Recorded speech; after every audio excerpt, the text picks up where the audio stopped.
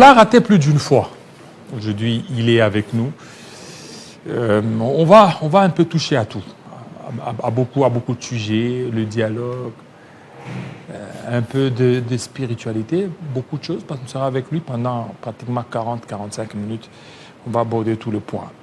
Lui, c'est l'évangéliste Roger Baka. Bienvenue. Merci beaucoup, le pasteur que j'appelle affectueusement Jean-David Kilolo, le seul pasteur qui nous reste. Les seuls, non, du tout. Parmi les intègres sur le monde médiatique. Non, il y en a. Sur le monde médiatique. Il y en a. Ah, mais merci, parce que Dieu sait encore garder 7000 qui n'ont pas fléchi. Donc, sinon, vous allez bien. Oui, nous allons bien par la grâce de Dieu. Je bénis le Seigneur, je voudrais bien, comme on le dit en français, mieux vaut tard que jamais, présenter mes félicitations à notre très cher président, Jean-Marie Kassamba, n'est-ce pas, qui s'est marié. Qui s'est marié, effectivement. Vraiment, félicitations. Bien que c'est en retard, mais je l'ai quand même fait. Voilà, je pense que le message est passé. Et effectivement, l'église, votre école ou votre formation, c'est au niveau de Bandal. Oui. Maintenant, nous sommes délocalisés, nous sommes à Kitambo. Avenue Congo, le numéro 5. Pour ceux qui ne le savent pas, c'est la référence Camp Babylone. Mais nous sommes là chaque mercredi et chaque samedi, 7h30, 10h30. Particulièrement, l'Université de la foi chrétienne a introduit à notre cours que nous sommes en train de suivre chaque samedi, l'inspiration de la Bible. Inspiration. Oui, mais le mercredi, nous donnons toujours le cours sur le fondement de la vie spirituelle du christianisme à travers les 4 socles. D'ailleurs, je crois que j'ai écrit maintenant, je suis à 9 ans. J'ai ajouté 2 livres, ça fait 11. Donc, le livre sur le cours que nous suivons, c'est ça. Le fondement de la vie spirituelle du christianisme. Le christianisme comporte 4 fondements. Nous entendons par fondement le fait justificatif d'une croyance. C'est-à-dire, on pose la question aux chrétiens, pourquoi es-tu chrétien? Et des gens sont devenus des chrétiens sans savoir pourquoi ils sont chrétiens. Alors, la réponse à cette question vous permet de comprendre votre raison d'être. Parce que ici sur la terre, Jean-David Kilolo, mon frère, chacun de nous a une mission que Dieu lui a confiée. Chacun de nous est porteur d'un programme divin. Vous l'avez, je l'ai, mais la question c'est de savoir comment découvrir sa raison d'être. Parce que sans raison d'être, vous ne savez pas comment vous allez devenir utile pour l'Église, comment vous allez devenir utile pour la nation. Donc nous enseignons ce cours pour dire à chacun de nous, cherchez d'abord à découvrir quel est le but pour lequel vous avez été introduit dans les temps. Quand vous découvrez ce but-là, nous vous apprenons comment collaborer avec le Saint-Esprit pour atteindre le maximum de ce que vous pouvez faire. Parce que Jean-David Kilolo, certaines personnes ne comprennent pas qu'à force de ne pas collaborer avec le Saint-Esprit, vous pouvez avoir un don, mais ce don ne vous bénit pas. Il faut savoir collaborer avec le Saint-Esprit. Avec le Saint-Esprit, vous apprenez à fuir ce que nous appelons la mort physique précoce. Parce que le diable, pour lui, l'objectif, c'est d'arrêter David le plus tôt possible pour qu'il n'atteigne pas le maximum de la mission que Dieu lui a donnée. Alors, le Saint-Esprit vous aide à échapper à cela. Et à la fin, nous vous enseignons sur la loi de la planification ou le mystère du facteur temps. Mesdames et messieurs, c'est gratuit. Plusieurs personnes nous posent la question. Ce que vous payez, donc, les livres sont gratuits. Vous voulez les avoir à la fin? Si mon frère me donnera l'occasion, je passerai les numéros. Je vais vous envoyer tous les 11 livres gratuitement. Nous sommes dans l'hypothèse selon laquelle vous avez reçu gratuitement, donné gratuitement. Et donc, les cours sont gratuits. Et je pense que le Seigneur nous bénira. La prochaine fois, je me permettrai de demander quand même à Jean-David Kilolo, parmi les 4 fondements, s'il voudrait bien qu'on vienne aborder sur un fondement, ça permettra à beaucoup de découvrir ce que c'est l'IFC. Voilà. Alors, mais là, comment vous faites au niveau... vous sortez, vous quittez des très longs? Ouais, 4h30. 4h30. Et maintenant, pour aller au niveau de Kitambo? Ouais, dès que je quitte 4h30, j'arrive au plus ou moins 1 heure du temps, je suis déjà à Kitambo. 1 heure du temps. Et il est 5h50, 6h moins. Je commence à lire les cours que je vais dispenser. Et il est 7h30, le cours commence. 8h juste, 8h15. Nous avons seulement 2 programmes. La louange assortie de la prière et l'enseignement. C'est-à-dire que nous n'avons pas suivi le modèle de toutes les églises. Non. Nous avons premièrement la louange et la prière. Cette louange consiste à ce que nous puissions chanter en intelligence ou en esprit. C'est-à-dire en langue. Oui, en accord avec 1 Corinthiens, chapitre 14, le verset 14 et le verset 18. Nous rentrons même vers le verset 2. La Bible dit ceci. Aussi, je vois des polémiques aujourd'hui à la télévision autour du parler en langue. Paul n'a jamais interdit de parler en langue. C'est lui, l'apôtre des incirconcis. Il dit dans 1 Corinthiens 14, 2, celui qui parle en langue ne parle pas aux hommes. 14, D 4. Il parle à Dieu. Et c'est un esprit qui lui décrète des mystères. Comment des serviteurs qui prétendent être habités par la puissance du Saint-Esprit renient ce que l'apôtre Paul a dit dans un livre que nous lisons tous? Vous allez vers le verset 14 à 15. Paul pose la question. Mais ils disent que ce n'est pas de la glossolalie. Mais c'est pas cela, c'est autre chose. Vous savez, hein, la différence dans la glossolalie, c'est que chacun a son expression. Vous ne pouvez pas standardiser les parler en langue. Les parler en langue, c'est la diversification. Le Saint-Esprit agit en chacun selon la manière dont il veut. Vous ne pouvez pas dire à quelqu'un rabababababa. Non. Le Saint-Esprit diversifie les choses dans la bouche du croyant. C'est lui qui distribue les dons à chacun. Dans 1 Corinthiens 14, 14, 15, il dit, que ferai-je donc? Paul pose la question. Je prierai en esprit, mais je prierai aussi avec intelligence. L'intelligence, c'est pour l'édification de l'Église. Mais le parler en langue, c'est une arme efficace que Dieu donne aux chrétiens pour un aiguisement continuel. Il s'édifie lui-même. Donc nous avons deux types d'édification. À l'Église, il y a l'édification collective. C'est ça. Nous parlons français pour que les gens entendent l'édification oikodomeo, aider les autres à se construire. C'est-à-dire en parlant en intelligence, en français, dans une langue connue, ou quelconque langue maternelle, il faut que les gens t'écoutent pour qu'ils en soient édifiés. Mais quand on parle en langue, c'est pour s'édifier soi-même. C'est-à-dire construire une habitation de Dieu en soi-même.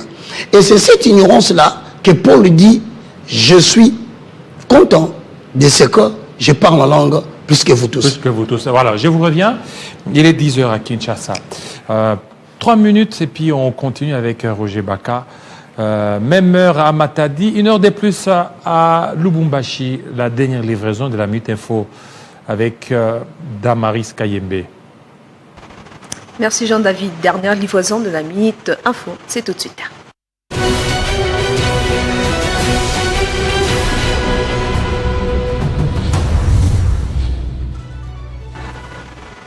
Coopération Congo-RD Congo, le président de la République Félix-Antoine Tshisekedi a eu des échanges en tête-à-tête avec son homologue brazzavillois Denis Sassou Nguesso. Les deux présidents ont échangé sur des questions bilatérales et multilatérales.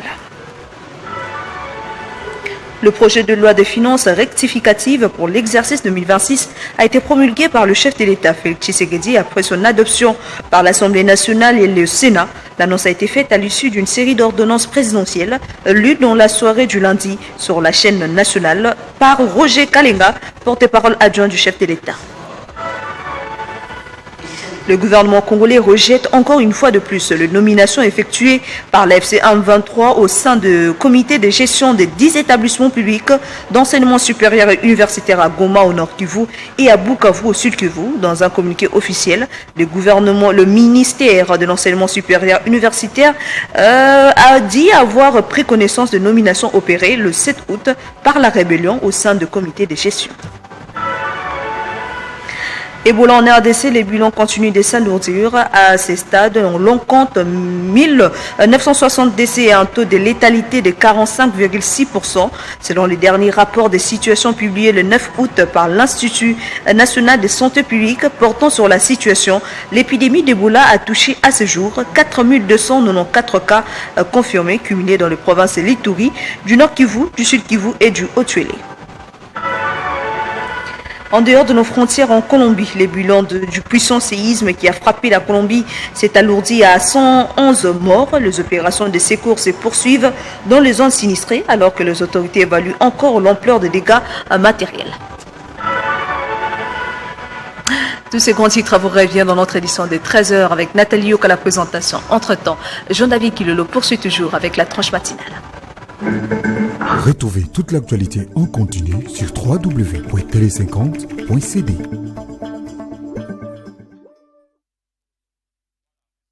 Merci beaucoup. Alors, on était en train de parler, de parler la langue, mais oui. l'Église semble être divisée. Non, c'est pas une division. C'est pas une division. C'est l'ignorance complète de la parole de Dieu. Ouais, Matthieu 22, 29.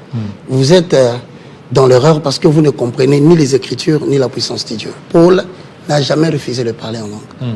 On l'appelle l'apôtre des gentils. Et on voit, ce sont des grandes églises, hein, des réveils, des églises... Et c'est très dangereux. Oui, c'est trop dangereux, qui attaquent ceux qui parlent la langue. Le parler en langue. L'église est née avec le parler en langue. L'église dont on parle aujourd'hui, c'est l'église est née avec le parler en langue. Le parler en langue est l'un des facteurs qui ont donné naissance à l'église. Comment vous pouvez refuser? La Bible dit ils étaient tous dans la chambre haute. Ils étaient en train de prier et tout à coup. Ils appuient la prophétie, mais ils sont contre le parler en langue. Ça m'étonne parce que la prophétie, en tant que prédiction, ou en tant que message du futur, a pour source de parler en langue. Voilà pourquoi Paul dit, si quelqu'un parle, qu'un autre attende. Qu'il y ait interprétation. C'est justement la prophétie intelligemment parlée, vient de l'origine du parler en langue. Le parler en langue est une expression non intellectuelle. Mais puisque les gens doivent comprendre les choses en français, la prophétie qui est dite en termes de parler en langue doit être interprétée. Paul va plus loin. Il dit, s'il n'y a pas de traducteur ou d'interprète, que tout le monde se taise et que chacun examine sa conscience. Vous savez, dans la chambre haute, ils se mirent tous à parler en de nouvelles langues selon que l'Esprit leur donnait de s'exprimer. Les gens disent ceci. D'après eux, les nouvelles langues sont des langues qui existent, mais qui ne sont pas parlées dans notre espace de territoire. Ils donnent cette expression-là. Mais ils oublient que la Bible dit des langues semblables à des langues de feu. C'est-à-dire que ce n'est pas le Swahili, c'est la langue de feu. La langue de feu, c'est la langue de l'esprit. Et cette parler en langue, justement, qui met des confusions dans la tête, est une composante, c'est un concept. Il y a 3 dimensions, 3 composantes de l'expression parler en langue. Vous savez, aujourd'hui, nous avons un sérieux problème à l'église. Il y a trop de prédicateurs, mais trop peu d'enseignants. Les enseignants de la parole. Parce que quand vous parlez en langue, quand vous dites parler en langue, c'est un concept qui a 3 grandes composantes. La première composante, c'est le parler en langue en tant que prière. Il y a des gens qui parlent en langue, en fait, qui exécutent une prière. Maintenant, dans la première composante là, c'est quoi la direction? C'est l'homme qui s'adresse à Dieu. Donc, quand tu vois quelqu'un commencer à prier, à parler en langue, 2 minutes, 3 minutes après, il s'adresse à Dieu. On dit, ça, c'est la direction la première composante. Mais quel est l'objectif de cette prière-là? Il s'édifie lui-même. Mais la deuxième composante du concept de parler en langue, la première, c'était la prière. La deuxième, c'est un message. Il y a des gens qui reçoivent une influence totale du Saint-Esprit et se mettent à annoncer des choses à venir à l'église ou des choses cachées dans la vie des gens. Ça, c'est un message qui vient de la part de l'Éternel, qui touche la langue de l'homme, qui la transforme, et l'homme commence à déclarer des choses qu'il ne connaît pas, mais il est en train de dévoiler les cœurs des gens. C'est là que l'apôtre Paul dit, la direction, c'est de Dieu envers l'homme. Quel est l'objectif d'un tel parler en langue? Il dit, c'est pour que Dieu annonce des mystères. Troisième, c'est plusieurs qui l'ignorent, dans le livre de 1 Corinthiens chapitre 12, le verset 28 au verset 29, je paraphrase. Tous sont-ils apôtres? Non. Tous sont-ils prophètes? Non. Mais il a donné aux uns les dons de parler en langue. Donc, c'est un ministère apostolique. Voilà comme les gens ignorent beaucoup les enseignements. Ils disent, j'ai suivi, et c'est ici, mon frère pasteur Jean-David Kilolo, je m'en vais faire un remerciement. Je remercie particulièrement le patriarche, l'apôtre Léopold Mutombo Kalongo, que j'ai vu, qui a défendu le parler en langue. Et valablement, je lui dis, il n'y a pas à comparer avec ceux qui font de n'importe quoi. Vous savez, l'aiguisement continuel, c'est quoi? C'est que nous branchons tous de plusieurs manières. Nous péchons en parole, en pensée ou en acte. Parce qu'ils disent le parler en langue de l'acte des apôtres, c'est le parler en langue qui était compris et entendu par plusieurs. Mais justement, c'est comme ça que dans le deuxième mouvement du Saint-Esprit, la Bible dit on les entendait parler à leur langue. Et maintenant, ils disent ce n'était pas les ropachala, bababa, ce n'était pas ça. Lorsque vous allez dans Ésaïe chapitre 29, dans différentes versions, et d'ailleurs dans la version parole vivante, c'est écrit: à qui veut-il enseigner cette sagesse? À qui veut-il enseigner cette intelligence? Est-ce à des enfants, c'est vrai, qui viennent à peine de quitter le lait maternel? Car c'est bobo. Baba. Ils n'ont qu'à vérifier. Ils n'ont qu'à vérifier. Je dis, c'est de l'ignorance. Quiconque connaît bien le Saint-Esprit ne peut jamais parler en mal contre le parler en langue. Et je suis étonné. Bon, écoutez, petite démonstration pour les besoins de la cause. Vous savez que l'homme, avec une intelligence limitée, est arrivé au niveau de la langue, de l'expression linguistique, à créer des mots qui se ressemblent mais qui ne disent pas la même chose. L'être humain, limité. Il dit, ceci est ma chair. Ça, c'est notre chair. Il tient sa peau, il dit, waouh, ma chair. Alors il voit une sœur qui passe, il dit, je vous présente ma chair. Il va au marché, il trouve que les produits de biens, de première nécessité ont augmenté de prix. Il dit, mais écoutez, cette marchandise coûte cher. Quelqu'un qui ne connaît pas le français, il va dire, voici quelqu'un, il répète la même chose. Mais alors qu'il a dit cher. Et si je me permettais ici de commencer à dire cher, ses amis qui ne maîtrisent pas la parole de l'Éternel vont dire qu'il répète la même chose. Alors que je dis un mot qui se lit de la même façon, mais qui ne signifie pas la même chose. Et puis qui s'écrit aussi autrement. Autrement. Vous allez, j'ai dit, mais voici mon père qui m'a mis au monde. Je vous présente une paire de chaussures. Oh mon Dieu, ce que tu viens de faire, j'ai eu peur. Mais imaginez que l'être humain limité dans sa sagesse et dans son intelligence, il crée des mots qui sonnent de la même façon. Et aujourd'hui, je vois Jean-David Kilolo, on se retrouve à l'église. Je dis, Jean-David, comment tu vas, bien? Et tout à coup, je commence à dire, cher. Père. L'ignorant du message, il dit, mais quoi, il répète la même chose. Or, je dis la même chose, mais qui ne signifie pas la même chose. Voilà pourquoi, dans la diversité des langages divins, quelqu'un peut te dire bobo. Selon toi, dans ton intelligence calfeutrée, dans ta mémoire humaine, tu te dis que je dis la même chose. Alors que le parler en langue n'a pas besoin de beaucoup de paragraphes. L'Éternel peut utiliser le même paragraphe 2 fois, 3 fois, mais qui ne veulent pas dire la même chose. Voilà pourquoi j'exhorte les amis. Et je te disais, quand je dis aiguisement continuel, mon frère, il y a une chose qui affaiblit les chrétiens. Il y a une chose qui affaiblit l'Église. C'est que nous péchons de plusieurs manières. En parole, en pensée ou en acte. Et lorsque quelqu'un a péché, il crée une séparation entre lui et Dieu. Mais pour qu'il rentre dans la communion avec Dieu, il fait comment? On dit, il demande pardon. J'ai dit, maintenant, après avoir demandé pardon, pourquoi ressens-tu la culpabilité? Parce que tu venais de commettre l'impudicité. Aujourd'hui, de nos jours, avec tout ce qu'il y a comme péché, l'homosexualité, qui bat le plan aujourd'hui dans les églises du Congo, ils font du bruit, mais des homosexuels. Comment ces gens-là font-ils pour qu'ils puissent retrouver la paix au niveau de la conscience? C'est le parler en langue. Le parler en langue est une arme efficace que Dieu a donnée aux chrétiens. Imagine-toi, la Bible dit, celui qui parle en langue ne parle pas aux hommes. Il parle à Dieu. Est-ce que vous pouvez blaguer avec l'interview d'un homme avec Dieu? Vous osez vous mêler des affaires qui concernent directement Dieu avec le bébé qu'il a. C'est de l'ignorance et nous les concédons. Mais avec le temps, ils vont tous parvenir à la connaissance de la vérité. Donc, je réitère mes félicitations à l'apôtre Mutombo Kalombo pour avoir soutenu le parler en langue. Voilà, Mutombo Kalombo de Amen. Hein, du ministère Amen. Du ministère Amen. Ça, c'est le plus important parce qu'il y a encore un autre Mutombo qui, lui, était contre le parler en langue. Et une sortie qui a laissé un peu beaucoup de gens très inquiets. Parce que c'est parmi des gens qui ont défendu le mouvement pentecôtiste, mais commençaient beaucoup plus à s'attaquer au parler en langue. Là, ça commence... Pasteur Jean-David, comment vous expliquez quelqu'un qui croit au ministère de la Pentecôte? Oui.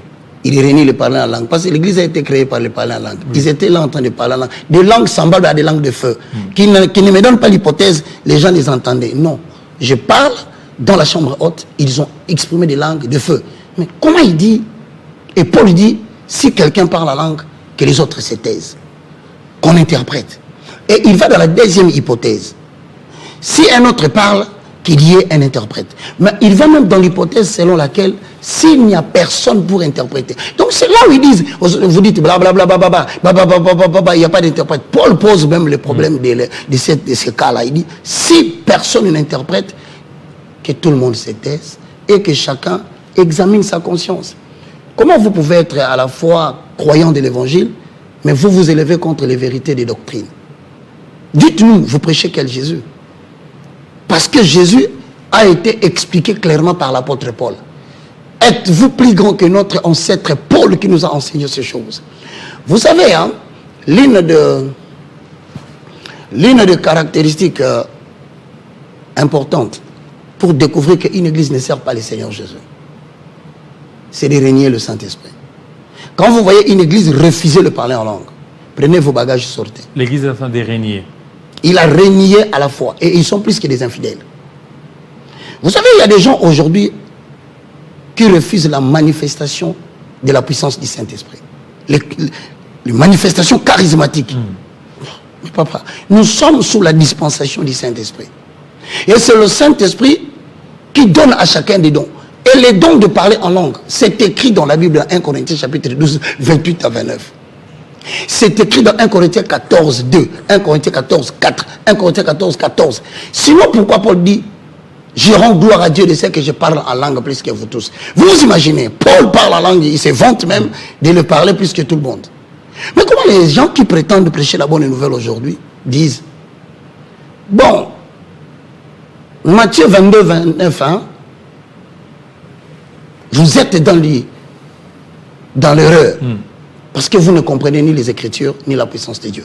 Prions Dieu, que petit à petit, que Dieu envoie non seulement des prédicateurs en République démocratique du Congo, mais aussi des enseignants. C'est ce qui va faire croître l'église du Congo. Est-ce que ce n'est pas aussi les abus? Parce que tout à l'heure, vous parlez des manifestations. Aujourd'hui, au nom de ces manifestations, on est en train de voir des démonstrations. Au nom de ces manifestations, on voit des noms, des gens qui sont cités en prophétie, dont Roger Baka. Ton nom, c'est Baka. Baka. Et puis, tu as un passeport. Il donne le numéro de passeport. Il donne le numéro, le nombre d'argent, le numéro téléphonique. Tout ça, ce sont des abus. On ne pas qu'il y a trop de manifestations. Et puis, bon, que cela ne vous étonne pas. Dans Matthieu 7,15, dans Matthieu 24, dans Marc 16, ce sont les signes qui démontrent que nous tendons vers le temps de la fin. C'était prophétisé. Plusieurs faux prophètes sont entrés du milieu de vous. Donc 2 Pierre chapitre 2. Mais ça fait partie de manifestation du Saint-Esprit. Justement, mais copier. Voilà pourquoi. Copier. Parmi les dons que le Saint-Esprit donne, lui-même le Saint-Esprit nous donne le don de discernement des esprits pour le contrôler. Voilà combien il est beau ce Saint-Esprit. Il vous donne des dons, mais il vous donne aussi un don qui vous permet de le contrôler lui, dans la manière dont il va agir. La Bible dit, il y a eu des faux prophètes. Il y aura de même parmi vous des faux docteurs qui introduiront surnoisement des sectes pernicieuses. Ça veut dire qu'aujourd'hui, l'avènement qui s'est passé dans le jardin d'Éden se répète. Le serpent est venu chercher la femme.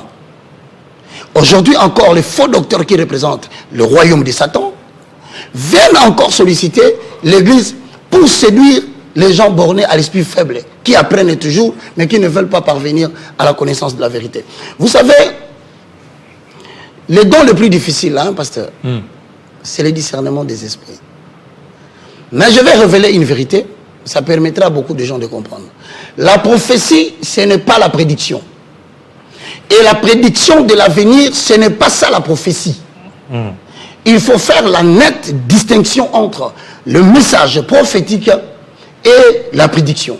C'est quand quelqu'un vient te dire, je vois le vendredi, telle chose va arriver. Je vois en 2026. Non, ça, ce n'est pas de la prophétie. Les gens confondent la prédiction de l'avenir à la prophétie.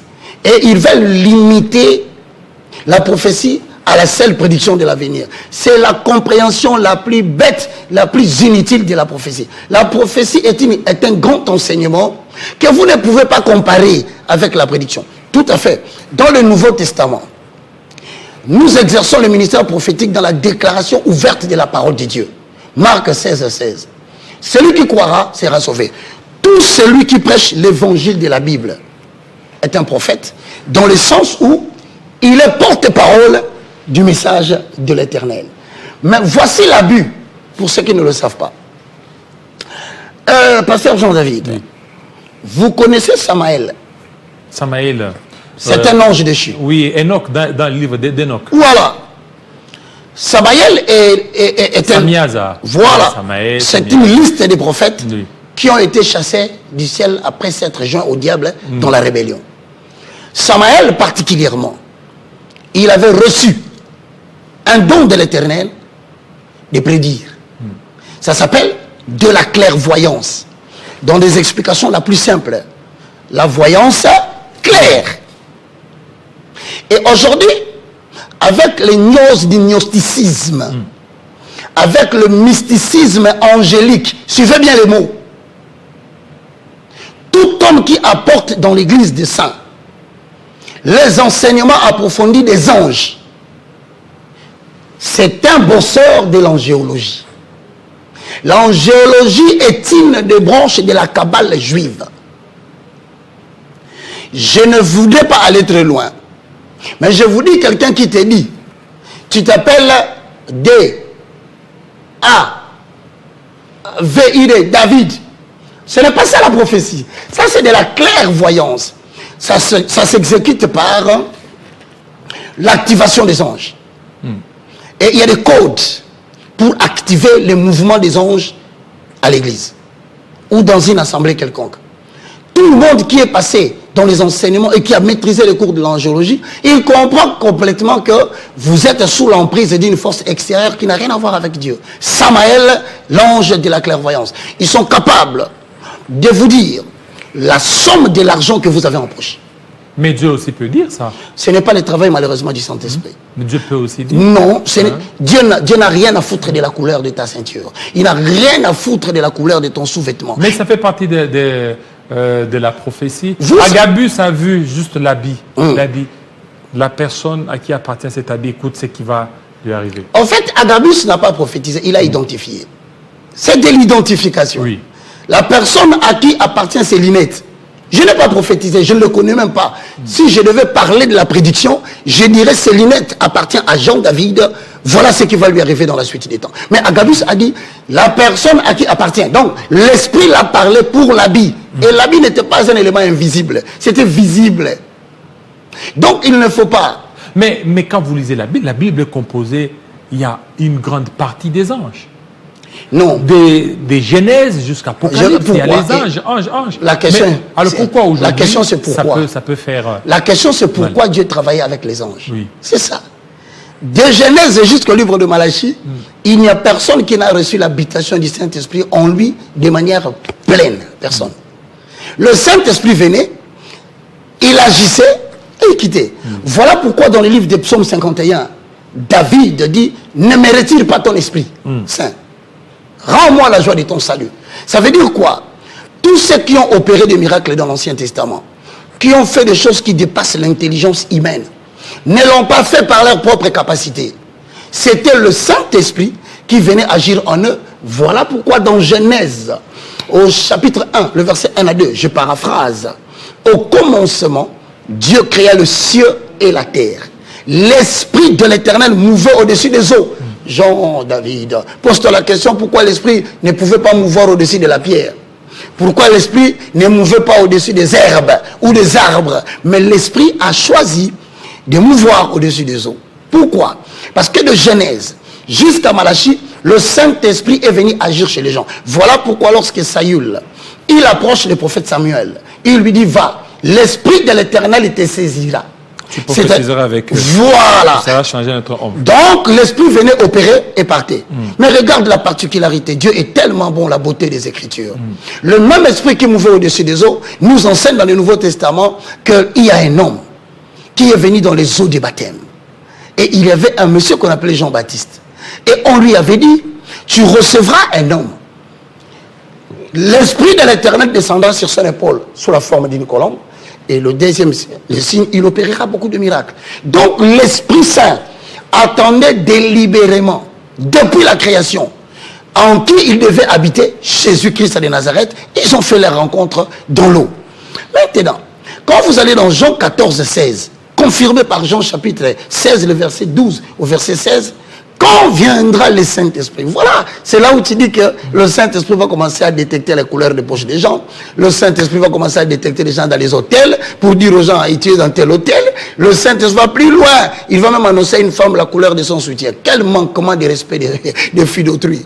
Ça veut dire tout simplement, voilà le rôle du Saint-Esprit. Mais les anges peuvent aussi continuer parce que même... Non, les anges ne peuvent pas. Dans le Nouveau Testament, Pierre a été libéré par un ange. Justement, c'est la période de transfert des enseignements. Tu verras bien, même dans cette même période-là, Jésus est mort. Les gens ne comprennent pas encore ce que c'est le mouvement du Saint-Esprit. D'ailleurs, le choix du disciple, à part celui qui avait trahi Jésus, Judas. Ça ne devait pas se faire sur base des l'urim et des tumim. Donc c'était la période transitoire où les gens ne savaient pas encore comment le Saint-Esprit opérait. La raison pour laquelle la Bible dit, ne quittez pas Jérusalem. L'Esprit de l'Éternel vous saisira et il va vous transformer. Restez pour recevoir ce qui vous a été promis. Donc le Saint-Esprit, en accord avec les deux références bibliques ici mentionnées, je parle de Jean 14, 16, Jean 16, 12 à 17, il vous révélera toutes choses. Voici le Saint-Esprit son travail. C'est de révéler aux chrétiens toutes choses. Parlant de la révélation, il faut comprendre ce que c'est la définition. Et quand le Saint-Esprit est là, les anges ne peuvent pas se manifester. Ils vont faire quoi? Parce que la Bible dit, il opère en nous dans 3 dimensions. En toi, sur toi, avec toi. Mais quand tu as le Saint-Esprit, les anges sont là. Les anges ne font qu'obéir. Non, le Saint-Esprit d'ailleurs n'a pas besoin des anges. Parce que tout ce que l'ange faisait à l'extérieur avec le régime de la loi, dans la grâce, le Saint-Esprit le fait à l'intérieur de l'homme. La différence avec l'Ancien Testament, c'était une religion extérieure. Voilà pourquoi l'ange s'est manifesté à l'extérieur. Mais le Nouveau Testament, c'est la mouvance de Dieu dans un vaisseau humain à travers le Saint-Esprit. C'est une religion de l'intérieur, plus de l'extérieur. Vous n'avez même pas besoin des anges. Vous n'avez même pas besoin de savoir qu'il est là. Vous n'avez même pas besoin de prêter attention à lui. Il a sa mission qu'on lui avait confiée dans l'Ancien Testament, mais dans le Nouveau Testament. D'ailleurs, vous allez comprendre pourquoi dans le Nouveau Testament, aucun disciple des 12 n'a invoqué les anges. Aucun. Allez vérifier, lisez la Bible. Aucun n'a invoqué. Même quand l'ange est venu libérer Pierre, il a tapoté. Pierre ne l'a pas invité. Mais je crois et je confesse que Jésus-Christ a dit à Nathanaël, vous verrez des anges descendre, monter et descendre. Mais monter et descendre sur qui? Si ce n'est Jésus-Christ de Nazareth, lorsqu'il était enlevé, il a laissé une phrase, il dit, je m'en vais, mais je ne vous laisserai pas seul comme des orphelins, je vous enverrai mon esprit. Et les témoins qui étaient là, regardaient les apôtres qui regardaient l'ascension de Jésus, tout à coup, une fois se fit entendre leur dire, pourquoi vous arrêtez-vous à regarder cet homme comme la même façon dont il est monté, c'est de la même façon qu'il redescendra sur vous. Donc je suis en train d'attirer l'attention. Alors quand il dit, il ordonnera à ses anges. La psaume. Voilà. 90. Voilà. Ça, c'est l'Ancien Testament qui dit dans le livre des psaumes, il ordonnera à tes anges de te protéger, de te garder, afin que ton pied... Et l'ange de l'Éternel campe tout autour de ceux qui craignent Dieu. Mais toujours, voilà, ce sont des gens qui font leur travail indépendamment de moi. Tel que je suis avec toi. Même dans les livres d'Hébreux, la Bible dit que les anges, ils sont là pour... ils sont au service de ceux qui vont hériter les saluts. Attention, l'expression ange, utilisée dans les livres d'Hébreux, qui est le livre de l'Alliance du Nouveau Testament. Le livre d'Hébreux, si vous le regardez, c'est comme le livre de Deutéronome. Le livre de Deutéronome, c'est un livre qui parle de l'Ancien Testament. C'est ça, le code, le livre du code. Et Hébreu, c'est le livre des codes du Nouveau Testament.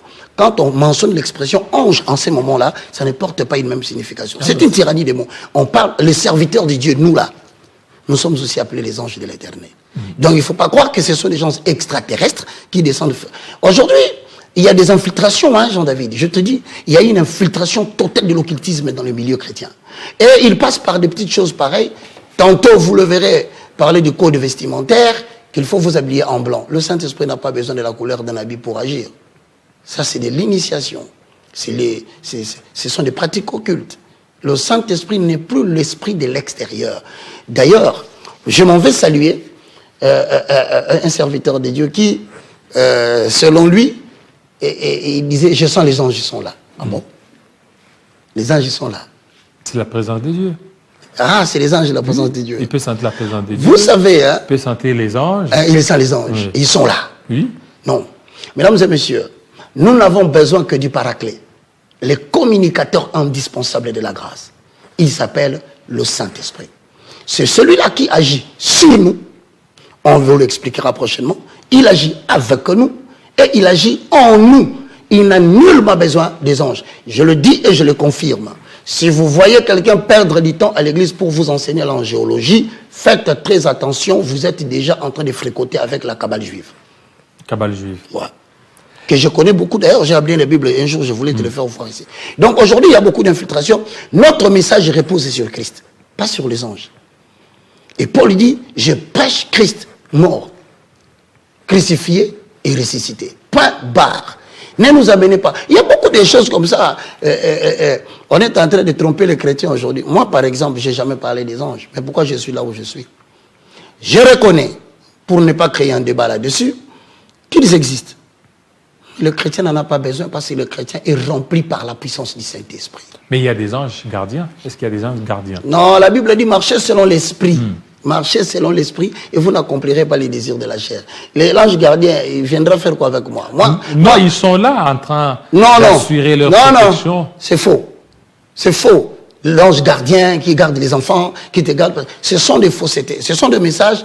Vous savez, aujourd'hui, hein, je vous ai dit qu'il y a une très forte infiltration de l'occultisme hein, dans le milieu chrétien. Beaucoup. Il y en a des sœurs, ils opèrent souvent. Vous verrez le ministère de la puissance. Ils aiment bien le ministère de la puissance. Je sens la puissance de Dieu est là. Quelqu'un va tomber. Mais tomber, c'est réveiller. Ça n'a pas d'importance. Voici quelques références bibliques. Je le dis pourquoi? Parce que Ézéchiel 33, 11 dit, dis-leur, ce que Dieu veut, c'est que vous ne puissiez pas mourir. Que vous puissiez vous repentir afin que vous soyez sauvés. 1 Corinthiens chapitre 3, le verset 16. Ne savez-vous pas que vos corps sont les temples du Saint-Esprit et que l'Esprit de l'Éternel habite en vous? Où sont les anges? Nul n'a dit, ne savez-vous pas que vos corps sont les temples des anges? Non. Le corps humain, c'est le temple du Saint-Esprit. Il va plus loin. Lorsque vous allez dans le livre de Romains, chapitre 14, le verset 16, vous ajoutez Romains, chapitre 16, le verset 17 à 18. Vous comprenez qu'il y a des gens qui viennent nous enseigner de fausses doctrines. Je m'inscris en faux et je demande à quiconque. Regarde, tu vois tous ces gens-là, lorsque vous les suivez, voici les manifestations. Dès que vous commencez à suivre ces gens qui parlent abusivement des anges, des anges, c'est alors tout à coup que vous vous rendez compte à la maison, chaque nuit, vous avez des femmes de nuit et des maris de nuit. Parce que ces gens-là sont des poupées de Lucifer. Quand vous suivez leur message, ce sont le venin du serpent que vous êtes en train d'avaler. Tout à coup, vous êtes venu bien, avec vos moyens. Cette histoire des anges finira par vous ruiner, jusqu'à ce que vous allez devenir très pauvre. Et plutôt que de vous repentir, de régner aux œuvres mortes, vous allez devenir plus impudique. Avec les anges. Mais ce sont des enseignements qui font entrer des esprits négatifs dans le corps de l'homme. Qui connaît ces anges-là? Qui les a vus? Où est-ce que c'est écrit? Ils vont habiter dans l'homme. L'homme est le temple du Saint-Esprit. Mesdames et messieurs, qu'on ne vous enseigne pas tout. La Bible dit, montrez-nous seulement l'agneau. C'est là, tout suffit. Alors, vous êtes là, l'Église, aujourd'hui, on l'a vu, même au niveau de la politique, l'Église prêchant le changement de la Constitution, n'est-ce pas là aussi une déviation de l'Église? Bon, tout à fait raison, parce que le message du christianisme repose sur Jésus-Christ de Nazareth. En accord avec Ephésiens, chapitre 4, le verset 11 à 12. Il a fait aux uns comme apôtres, aux autres comme prophètes, pasteurs, évangélistes, docteurs. Mais le but, c'est le perfectionnement de ça. Autrement dit, en latin, cathartismos. C'est-à-dire, détecter les talents qui sont dans les gens qui sont venus dans la maison de l'Éternel, doter ces gens-là d'un enseignement pour amener leurs dons à la maturation et le mettre au service de l'Église ou au service de la nation. Mais quand vous dites qu'un serviteur de Dieu se serait tenu sur... Je ne sais pas si vous avez un exemple pratique, hein, qui se serait tenu devant la chair et il a prêché les changements de la Constitution. Excusez-moi, je n'ai pas encore vu. À moins que vous ayez un exemple. Vous n'avez pas vu? Non, je ne l'ai même pas entendu. Les hommes qui ont prêché les changements de la Constitution? Devant la chair. Au Congo, je n'ai pas encore vu. Ejib Amapia n'a pas parlé de la... Puisque vous parlez d'Ejib Amapia, l'archevêque président. Non. Il n'a pas parlé devant la chair. Il a parlé où? Il avait une activité pour la coalition citoyenne de la nation. Et le jour de la manifestation, un jour avant, ils vont recevoir une lettre qu'il fallait délocaliser parce que le gouvernement provincial a interdit les manifestations publiques. Pour délocaliser, il va faire un discours. Et il annonce à tous, comme nous sommes à la veille d'un jour, nous ne savons pas délocaliser la réunion qui devait se tenir en public pour parler politique. Et ne pas rater le programme, il revient à dire, nous allons nous retrouver au temple. C'est là où nous allons tenir notre activité parce qu'on aura besoin de moyens surprises pour tenir cette manifestation. Et dans la coalition citoyenne de la nation, ils discutent de grands thèmes et des sujets qui engagent l'avenir de la République. Vous n'allez pas les empêcher de le faire. Retrouver à l'église, devant nous à ce moment-là, question, logiquement parlant, changer le discours, que ce ne soit plus la coalition citoyenne, puisqu'on se retrouve dans les temples. Ça va m'étonner, tous ces gens qui sont en Europe, ils le savent bien, que vous pouvez aller aujourd'hui, à Paris, 7e, 8e, vous trouvez des bâtiments qui, à la fois, le matin est un restaurant, à 12h amphithéâtre, à 15h salle de fête, à 18h salle de culte. En sorte que Dieu n'habite pas dans les maisons construites des mains des hommes. C'est à cette occasion-là qu'il s'est retrouvé là. Et je vous l'ai dit, sans les défendre, c'est ce qui s'est passé. Oui, mais il y a un autre pasteur qui allait dans le sens de réviser la Constitution, jusqu'à aller parler d'une déviation, disant que non, il faut changer cette Constitution. Dans la même Constitution, il y a une disposition qui parle et qui dit que vous devez céder une partie des votaires. Bon. Dans une prédication. Là, je me rappelle, tu as raison. Dans une prédication. Je me rappelle, j'ai cru entendre parler d'une histoire pareille. Tout ce que nous pouvons dire aujourd'hui, nous demandons au pasteur, pasteur, chers collègues, amis, serviteurs de Dieu, vous ne pouvez pas utiliser la chair pour des fins politiques. Vous ne pouvez pas prendre la matière de changement de la Constitution, commencer à en parler à l'Église. Et c'est là pendant les sermons. C'est un péché trop grave et vous divisez la maison de l'Éternel. Pourquoi? Parce que dans l'assemblée locale, il y a les gens du PPRD. Il y a les gens de C64. C64 et surtout. Et je salue Bolodjoa qui a refusé de se joindre à ces gens-là. Parce qu'il en connaît deux qui bouffent l'argent du pouvoir. C'est ce qu'il a dit. Et donc, il y a les gens de l'IDPS. Il y en a beaucoup. Voilà quelqu'un qui met en péril l'œuvre de la croix. Mon frère, vous savez, pendant les élections de 2019, il y a eu des choses à l'étranger. Il y a des familles qui ont été disloquées avec les deux candidats majeurs, Félix Tshisekedi, Tshilombo Antoine et Martin Fayoulou. Des familles se sont divisées. La politique divise et vous ne pouvez pas l'amener dans la maison de l'Éternel. Regarde l'Église catholique, pour ne pas parler seulement de ces pasteurs-là. Ici, à Lubumbashi, au Katanga, on nous suit. Ils ont tenté, quelques prêtres, de parler qu'ils ont refusé la Constitution à l'Église, mais il y a eu des murmures. Les gens sont sortis. Donc il ne s'agit pas seulement de l'église de Réveil. Que ce soit les mouvements kimbanguistes, que ce soit, d'ailleurs, eux prêtent très attention à cela. Et l'église des kimbanguistes ne se mêle pas trop aux histoires politiques. Bien que les politiques viennent leur rendre visite, ils sont à féliciter, Papa Simon. Félicitations. Mais l'église catholique qui commence aujourd'hui à faire des problématiques de changement, de refus du changement de la Constitution, une prédication de Saint-Pierre. Ça n'existe pas. Et donc, je te donne raison, je ne voudrais pas dire que tu as totalement tort, mais il est strictement interdit d'aborder les matières politiques dans la maison de l'Éternel. Alors maintenant, aujourd'hui, c'est quoi les rôles de l'Église pendant cette période où on parle du changement de la Constitution, on parle du référendum, on parle aussi du dialogue. Bon, Une chose est vraie. L'homme de Dieu a des identités. Une identité divine en tant qu'enfant de Dieu ou serviteur de Dieu, au-delà. Mais il est aussi citoyen de la République démocratique du Congo.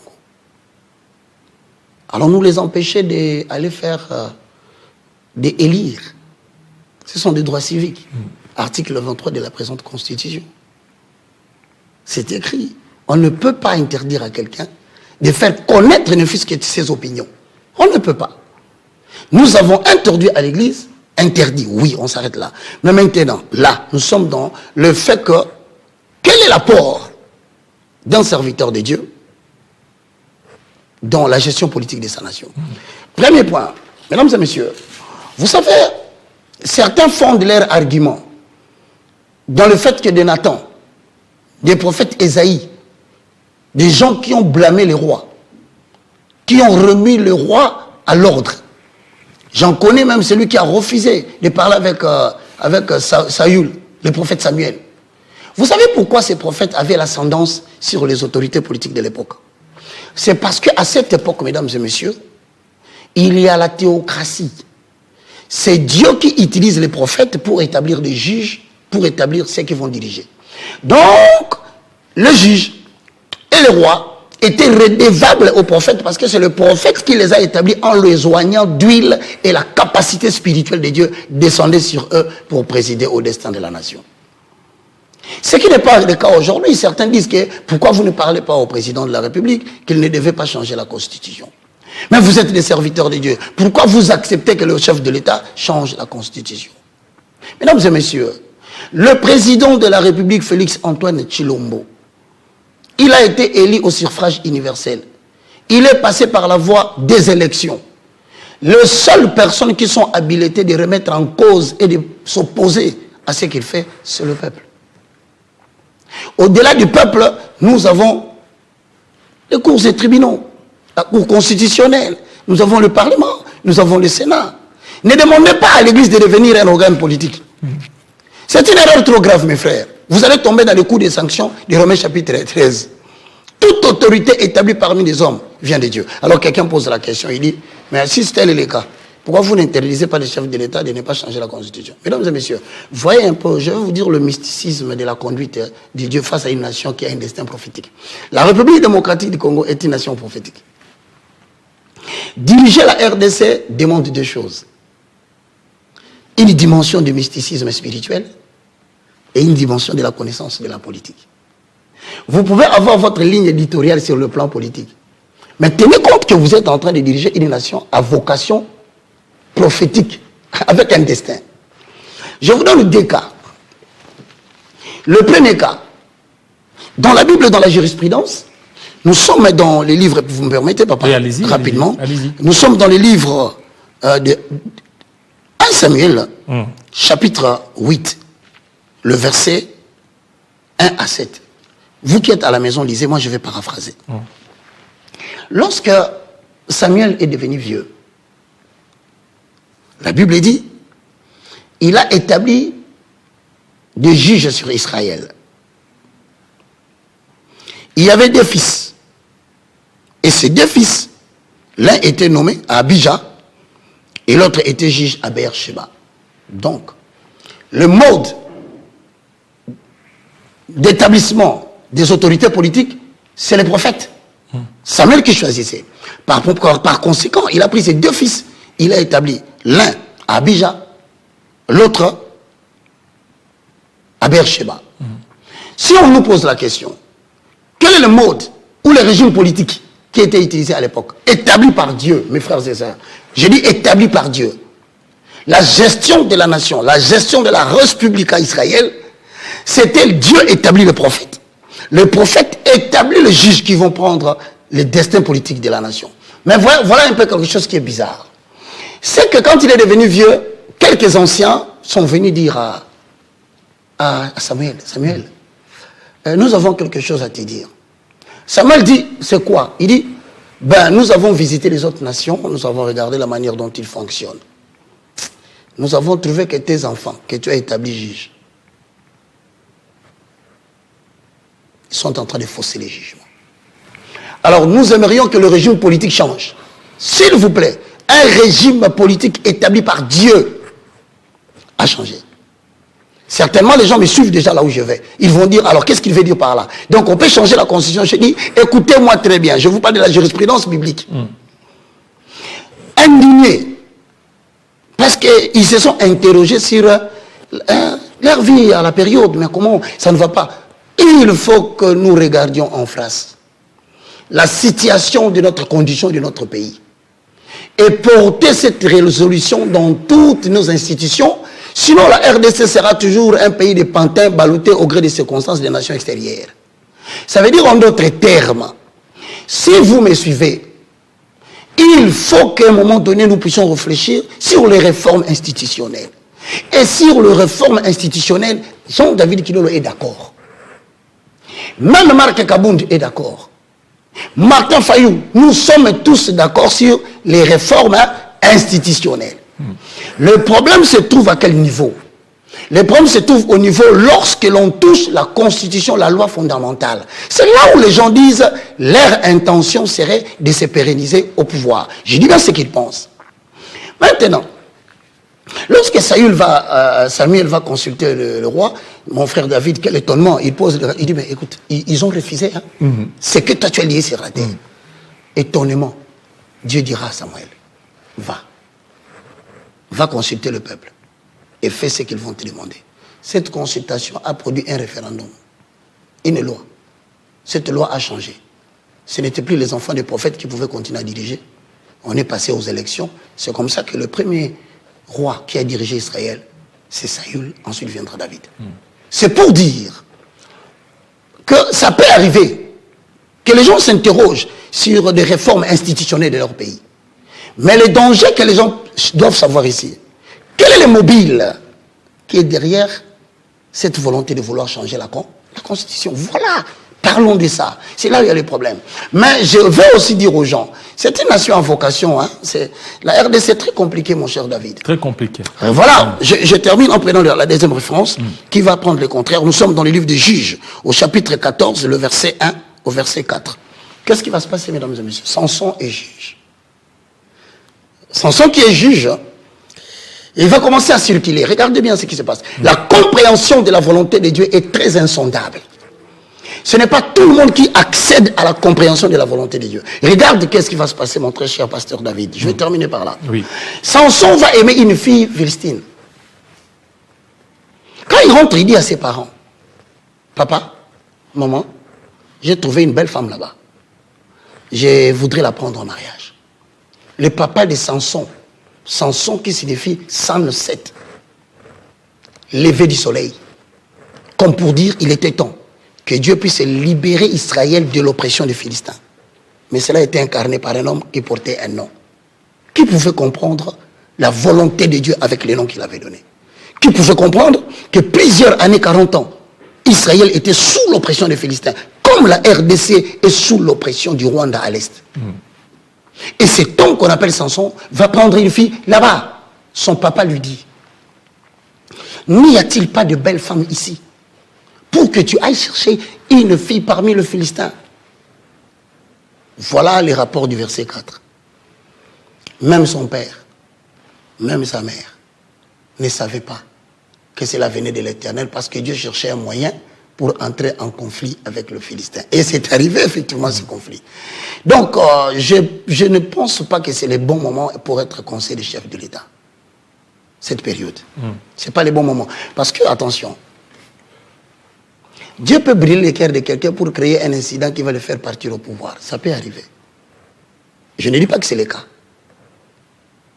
En sorte que je demanderai aux conseillers, je demanderai aux pasteurs.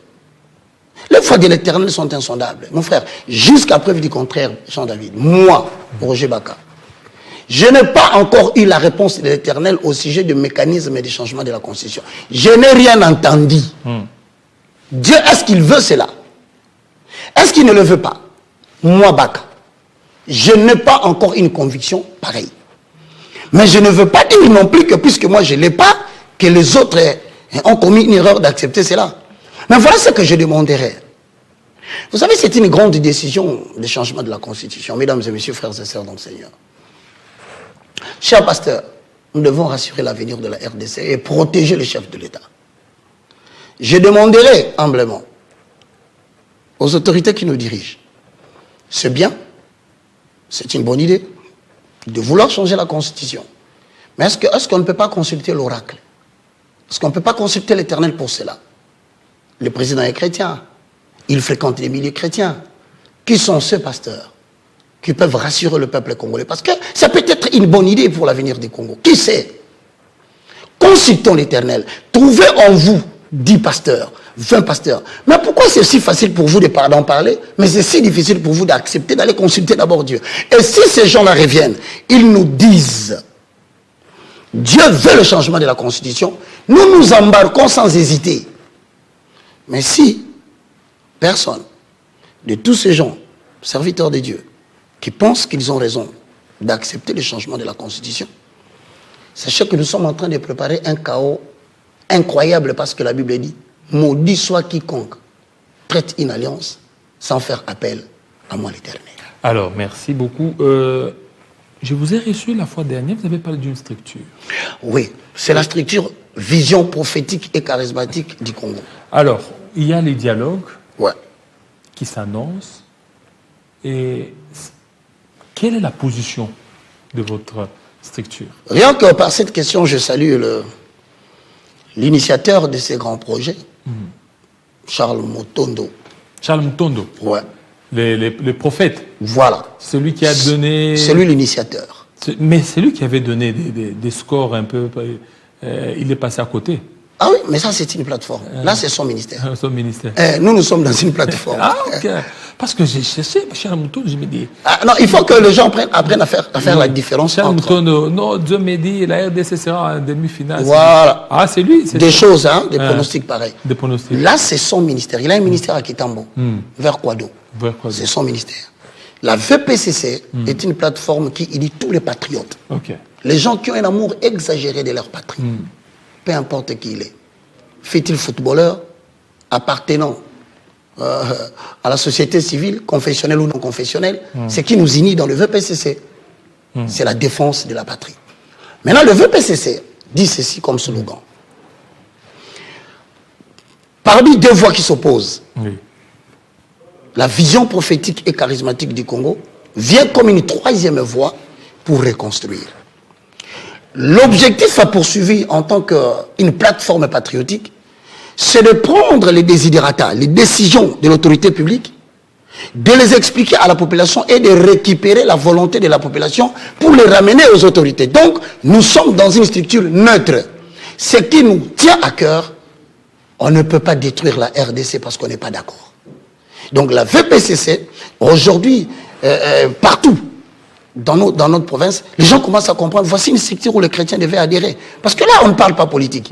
On ne fait pas la promotion d'une autorité politique. Dans la VPCC, on est en train de dire aux chrétiens que nous devons nous unir, préserver l'intégrité. Aujourd'hui, quand vous parlez du changement de la Constitution, la VPCC dit quoi? La VPCC dit, il n'est pas une interdiction que chacun puisse discuter sur les grandes questions qui engagent l'avenir de leur patrie.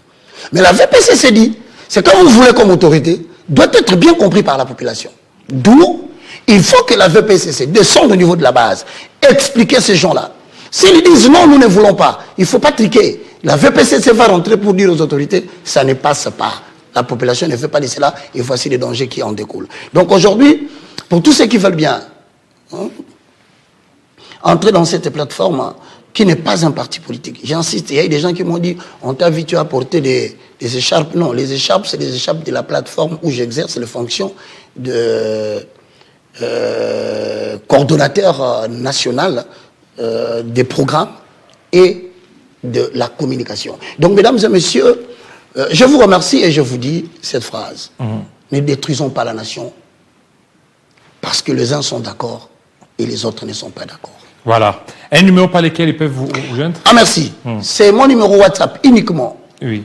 Plus 243 90 79 66 785. Donc, je suis en direct. Dès que je sors d'ici, si vous m'appelez par ces numéros qu'on dit ici au Congo, 090 79 66 785, vous avez la possibilité non seulement d'avoir l'information pour la VPCC, mais vous pouvez aussi avoir tous les 11 livres. Je vous l'enverrai sur PDF. Vous pouvez l'imprimer. Je suis le moindre de tous, le plus petit de tous les serviteurs de Dieu.